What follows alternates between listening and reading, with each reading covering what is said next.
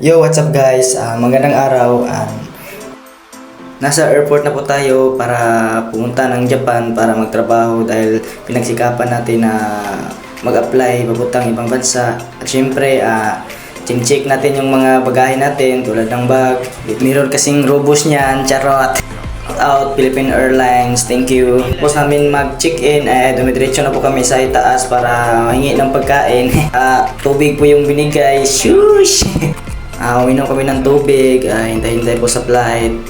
At saka yun, pumunta na kami sa ibaba para sa biyahe.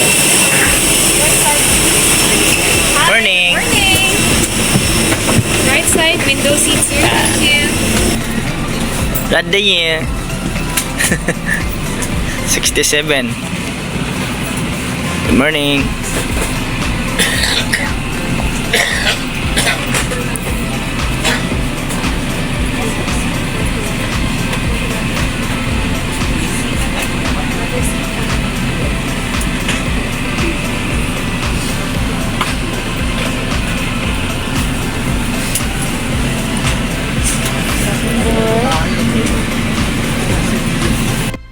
At syempre, shoutout nga pala sa mga nag-apply dyan. Patuloy lang kayo sa pag-apply dahil alam nyo naman na gaano kahirap mag-apply.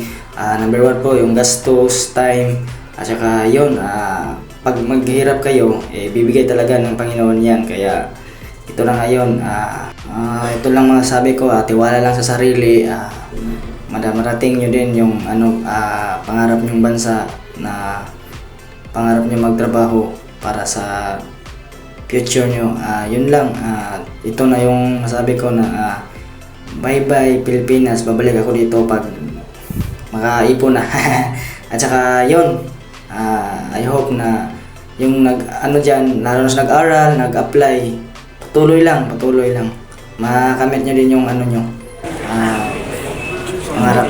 Ito na guys, dumating na kami sa Kansai, Osaka. Yun ang kaganapan dito. Yan, QR code daw. Ganito.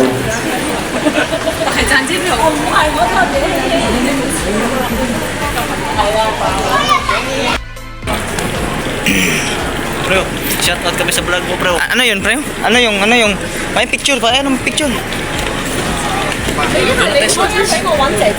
Tapos natin. Yung magandang picture.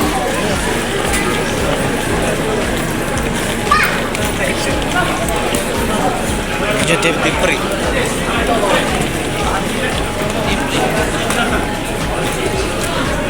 Uy, lusun. Hah? Ano yan yung lusun?